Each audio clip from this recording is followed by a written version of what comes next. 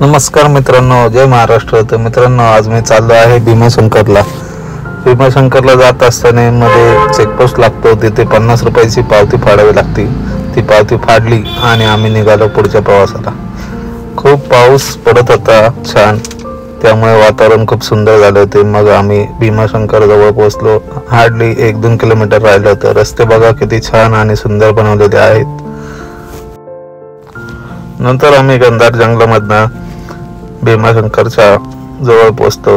भीमाशंकर बघा किती छान सुंदर झाडं आहेत। नंतर आम्ही गाडी पार्किंग केली आणि खूप गर्दी झाली होती मित्रांनो, त्यामुळे सकाळी लवकर या दर्शन घेण्यासाठी, नाहीतर तुम्हाला पार्किंग मिळणार नाही आणि दर्शनही खूप उशिरा होईल। बघा किती छान वातावरण झालं आहे, पूर्ण धुके सगळीकडे पसरलेलं दिसते आणि लोक मित्रांनो येतात आणि खूप कचरा करतात। तुम्ही करू नका असं काही। त्यानंतर आम्ही गेलो मंदिराच्या जवळ आणि महादेवाचे दर्शन घेतले। हर हर महादेव असं जयघोष चालू होता मंदिरात मित्रांनो। दर्शन घेऊन नंतर बाहेर आलो आणि तिथे आम्ही आजूबाजूला अजून छोटी मंदिर होते, त्यांचंही दर्शन घेतलं।